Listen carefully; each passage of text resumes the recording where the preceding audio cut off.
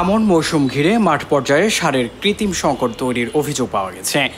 আওয়ামী ঘরানোর একদল ডিলার এই সংকট সৃষ্টির নেপথ্যে কাজ করেছেন। অতিরিক্ত দামে সার কিনতে গিয়ে বিপদে পড়েছেন কৃষক। এই পরিস্থিতিতে রাজনৈতিক বলয় ভাঙতে সরকার মাঠ পর্যায়ে তথ্য সংগ্রহ শুরু করেছে।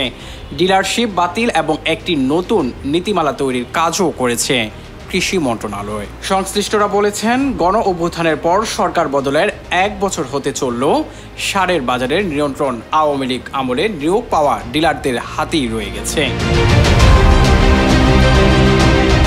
এসব ডিলারের অনেকে পালিয়ে বেড়ালো, তাদের লাইসেন্সের বিপরীতে সার বরাদ্দ থেমে নেই। কোনো আওয়ামী লীগ নেতার পরিবারের একাধিক সদস্যের নামে সারের লাইসেন্স আছে। সরকার পতনের পর থেকেই এই চক্র কৃত্রিম সার সংকট তৈরির চেষ্টা চালিয়ে যাচ্ছে।